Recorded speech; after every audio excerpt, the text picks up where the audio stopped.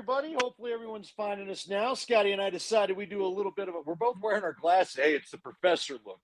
The professors are in as we watch a little Broncos preseason football with you. So I hope that you're going to go ahead and join us and have a little conversation, because I'll tell you what, Scotty, God, I don't know, man. This hasn't been quite the half that I wanted. I'm not going to lie to you right now. This just was not quite what I was looking for out of this first preseason game. But it's early. It's really early, right? So that's the good news. Yeah, there's two ways to look at it. I mean, we can break down what we saw, because guess what? You can only break down what you saw. And I understand it's the first preseason game. I understand they've had only 2 or 3 weeks of real practice, and 2 weeks, one scrimmage with those guys out there. So I'll grant you that. No panic button. No worry about anything. Shedeur Sanders, not the starting quarterback in Cleveland yet because of one game. But I'll be honest. I'll be an honest Bronco fan. Go ahead and give some analysis. You used to be the analyst. All right, you're going against the second string defense, and San Francisco's second string defense had their way with you. There was really not a lot of time for Bo to throw. And when he did throw, he's missing wide receivers. He had Franklin really for a touchdown. If he throws it to that right corner, Franklin runs under it, and it's a score. And the pessimist would say, the regular guy say, "Oh, you didn't have the touch yet on it yet. He'll get that, more throws." The pessimist said, "We didn't have the arm strength to throw it like that," but that's a touchdown. That's supposed to be a touchdown.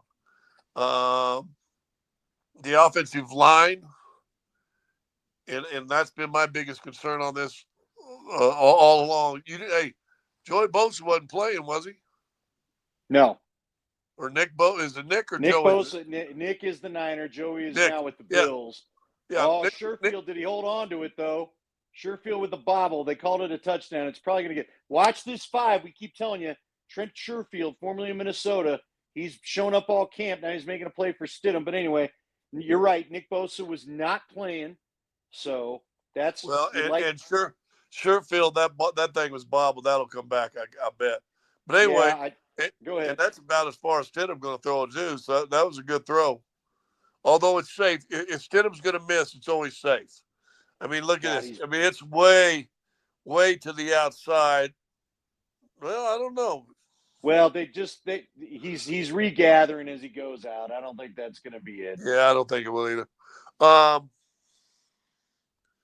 worried about the offensive line.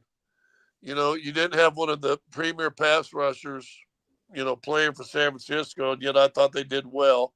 I would say this. I thought the second string offense and defense, to be honest with you, because the defense wasn't like just killing it against the second string offense of San Francisco. They went down that first possession like boop, boop, boop, boop, boop, boop, boop, boop, touchdown. It was not a good performance. And by the starters, no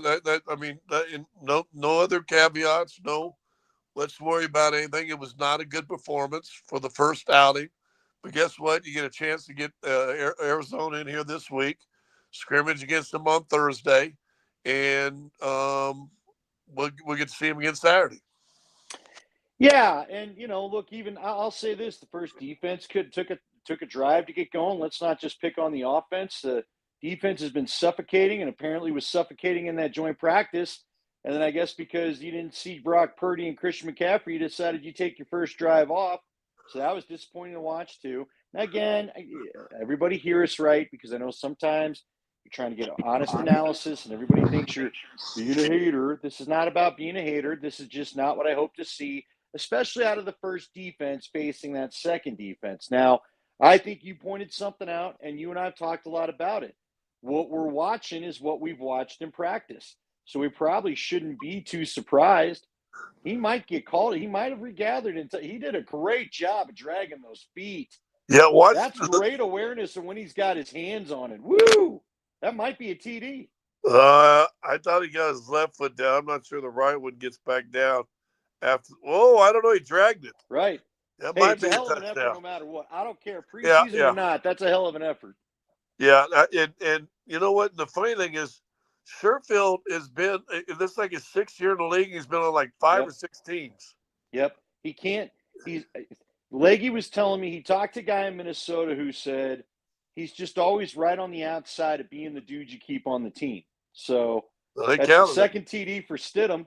So there you go. And look, you know what? Hey, I'll say this: since if we're just being honest, giving analysis, I'll say this: Jared Stidham has really been pretty mundane and boring during camp. So this is a good showing for him because we've not seen a lot of this out of Jared Stidham in camp, frankly. No, but you know what Stidham is? Stidham's steady. Here's the only reason I don't like him. There's nothing flashy. Now that throw right there, pretty good throw. Yeah, Pretty good throw. That's going it's to a be a good veteran's throw. catch touchdown, or it's out of play. Um, he's not a risk taker, and I guess as a backup quarterback, you probably don't want a risk taker. I do. I mean, if your second guy's got to go in, that means your your your your season's probably hanging on the cusp of the toilet seat, right? It's a Klingon ready to be flushed down. So give me a guy that's just going to be a gunslinger. That's the only hope you got. But he's a steady guy. He's been good. But and again, what I said, the second team offense has done better against the second, third team defense than the starters did. Well, and look, let's go back to talking about the kind of backup quarterback that you want, right? Like to me, if Bo Nix were to get hurt and be done for the year, guess what? I might go ahead and take a look at what Ellinger has, Well, depending on when it happens, because he's a pretty dynamic guy. He's more dynamic than Stidham. How about that? I don't want to overplay what you know Ellinger what is. you may with this performance by Stidham here in the second quarter, you may see him start the third and come out mid third if he continues to play well and give Ellinger more run because you've already seen enough. Um, I'm going to Oh, go this there's too. Jonah Ellis. Let me give you another take on the offense. Um, First running play they had for Harvey, they got him outside. He did a good job. Got outside, turned the corner, picked up 7, 8 yards. But then he had 2 more runs, and all he's trying to do is get outside, and he ended up losing yards. Um, Harvey's got speed that's unbelievable, and I understand why he wants to get out there where the water's not as choppy, right? You want to get him out there where the water's not as choppy. Um, but he's going to have to learn to run between the tackles because the difference in the running game with that first year and the second unit, even McLaughlin, and listen, he ain't the biggest guy in the world either. He made a couple moves, but he's going in between the tackles. He's finding his lane, staying there, boom, boom, boom, boom, picking up 6, 7, 8, 30 yards. And Harvey, every time he had one, boom, he's kicking out, loses 4 yards. Boom, kicks it out, picks up 1 or 2.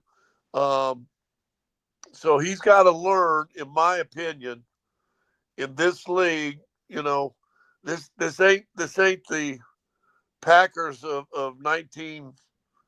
56, the Yeah, Ice Bowl Packers. yeah, yeah. The student body left and student body right. Jerry Kramer pulling all over the place and setting the pace for Paul Hornung to run behind him. This ain't that. This ain't the league right now. But I like him. I really do like him, and you like him too, and you like what we've seen out of him in camp. He's been good in camp. He has, but up to your point, he needs an Alex Gibbs, Bobby Turner type that just says, you get one cut. You get one cut, son. Take it when you want to go, but none of this dancing, none of this, like you said, he needs to take a page out of McLaughlin's book and pick off the left or right ass of your guard or whatever, your center, Let me but say this not about like you T-Bone. said, going too wide.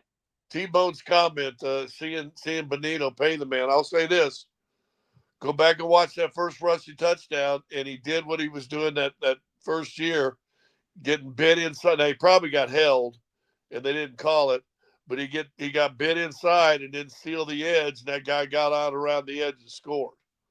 But then he came back the second and third series, and as far as the pass rush, he was on fire. There ain't no hey.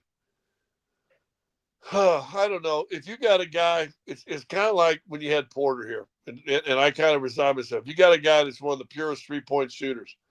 Could ask him to post up and do other Right. stuff. That ain't what he can do.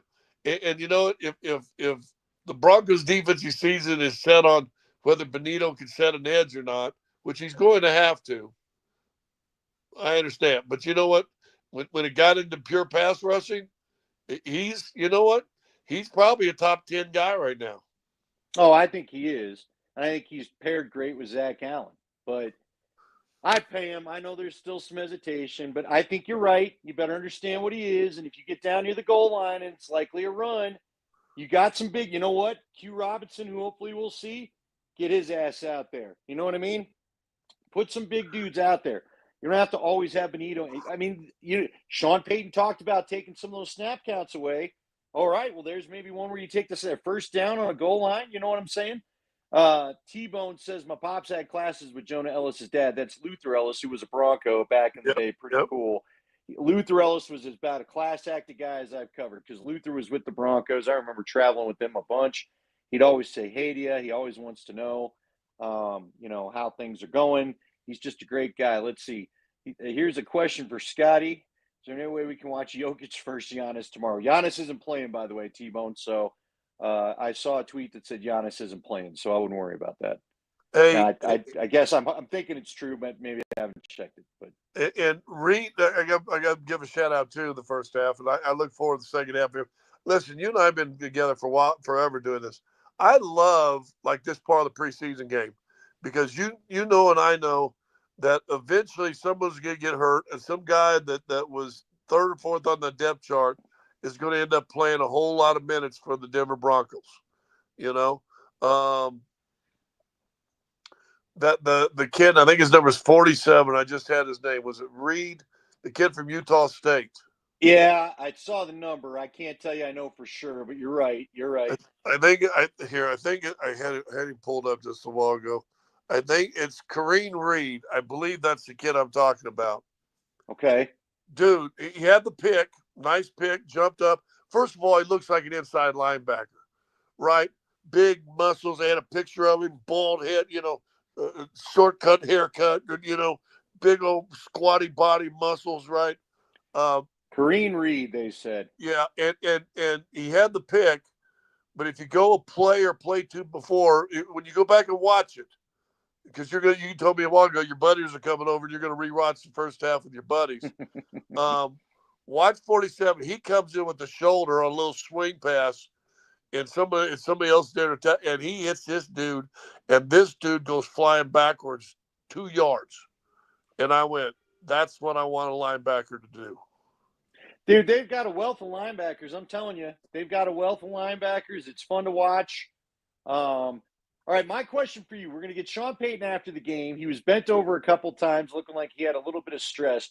What's your guess of what we hear from Payton after this game at the podium when asked about the first team offense? Because Uh, Leggy told me he thought in San Fran, Sean finally showed a little bit of frustration with the process because look, the first team offense wasn't bad against the Niners on the joint practice, but they weren't great either. They were just good or fine. So, at what point does he maybe get a little fun Sean's out of the building for a while? um, well, I think he'll be politically correct. I think it's we got some stuff down film now. We got to go back and look at it and correct some of the things we can. I think it'll be something of that nature. I got a buddy who's there at the game who I'm texting back and forth, who's had some close contact with the coaching staff, and so he's telling me stuff, and I'm thinking, okay, is this his stuff or is he getting this from the coaches? Blah blah blah. But he says we got some guys right now a little bit too confident, and something you talked about on your radio show this week, and I know we talked about, might be listening to the newspapers and the ESPN's a little bit too much right now, a little too comfortable, a little bit overconfident of what they are and who they are and where they need to be. Yeah, I would agree. But see, this is great. See, so here's where you could take positives from the preseason. So now you've not really played the half of football that you wanted out of your first guys. Now you can rip a little behind. You know what I'm saying? Now you can be BJ can come in and tell everybody, you know what, tear up a paper, whatever dramatic act, which he probably doesn't want to do, but if he wants to, you can go ahead and you can just go, yeah, man, maybe we got some work to do. Maybe we don't need to be reading all this stuff or listening to all this stuff or believing all this stuff right now. So it's teaching tape. Look at Coach Stanford there. Yeah, Coach Stanford in the tie. Woo! Look at it, tight. He's looking good. So, all right, who are you excited to see of the real down the depth chart guys this second half? Well, that I'm telling you, defensively, that linebacker 47, that Taryn Reed guy, I want to see some more of him, because I went and looked. And I think he's a rookie. And if you noticed on the depth chart that Sean put out this week, he put every single rookie very last on the depth chart. Well, he was in there in that second quarter. So for a guy who's supposed to be fifth in the depth chart, they had him out there. If he can play, I tell you what, if he plays like he did in that first half, the rest of the preseason, and obviously most linebackers, can play a little special teams. I'm interested to see. I'm a little excited about him, to be honest with you. Well, I'm excited about Q Robinson, 51. I want everyone to watch 51. Leggy was telling us watch 55. I'm forgetting his name, but he's a linebacker that Leggy likes too. And then I'm telling you, offensively, look for number 80. That's Joaquin Davis. Number 80 is a dude I want everybody to watch. And 95, I'm forgetting his name, is the kid out of LSU that they drafted in the third round. He was the LSU defensive lineman. That should be a lot of fun. So I think there's a lot of fun guys to watch. Excuse me. Sorry, guys. Let me also ask you this. How much do you think we see of Audric Estime? Well, I watched him on the thing. Does he try to play a game with Audric? So I'm sorry. Does he try to not show Estime and sneak him to practice squad, do you think? Well, it might show here in the second half. If he can show a little toughness running in, the quotes around Sean Payton was, estimate that there's a job out there for him. He's got to show me he wants to take it. And that was he's got to run as big as he is, don't you think? Yeah, he's got to run as big as he is. If all of a sudden your rookie looks like all he wants to do is get outside, and you couldn't really tell there, but Dobbins looks like he's going to. I think if they have their way, you get the rookie's going to be your running back, and Dobbins is going to be your third down, be able to catch it back. Well, you're still going to need somebody who's a dirty runner on 3rd and 3. 3rd and 2. I'll be surprised if Estime doesn't play. And I sure would like – listen, I like him. And I'd like to see him get a chance this year. And I'd like to see him get a chance these next 3 games. But who knows? If he doesn't play much, then you might be right that they're just going to try to hide him on the practice squad. Well, so I asked Jeff, how does he think it's going to go Friday? And Jeff basically had said to me, he said, well, it depends on what they want. Do they want the big hammerhead down by the goal line that you go Estime, or do they still want to keep Beatty in the picture or Bidet in the picture? But to me, I should say, Bidet is so much like McLaughlin. Like I would give this to Estime. Estime is the one big body type you really don't have. Now, maybe Dobbins runs hard and maybe you don't need it with Dobbins, but if you really want that all-stock type guy to just go straight ahead if he'll run that way and knock whoever's in his way out of the way, that would be Estime, and that's why I think you go with him. The other guy keep an eye on for the fans is 25, Blake Watson. Watson's had some shiftiness. Remember, he's the guy they gave the big signing bonus to as an undrafted rookie last year. I'd watch him a little bit too. He's been fun. Yeah, he had a good training camp last year. He was a number that popped a handful of practices I went to. So we will see. Bidet came in and had a nice run, but I feel like what you just said, McLaughlin and Bidet seem redundant. Don't they? Yeah, and until Harvey learns to run in between the tackles, the 3 and 5 hole, the 1 and 3 hole instead of the 5 and 7 hole, I don't know. I just don't know if you can. I don't know in today's football you can make a living outside all the time. You know what I wish they do? I wish there was some way to teach Estime to block, so you could just make him the fullback running back combo, and Yeah. maybe you don't need to keep Burton on the roster for because you know what? Here's my thing with the way Sean doesn't dedicate to the run all the time anyway. Then just keep an extra damn receiver or an extra damn tight end or something, man. Because again, both Estime was inactive for the playoff game, and they activated Bidet, and then he got what 2 plays? Yeah, Maybe you don't need either one one or of two. them. Yeah, and Bidet had been on the injured reserve or inactive for like 7 weeks, 8 weeks after he hurt himself. Yeah, you're right. You're right.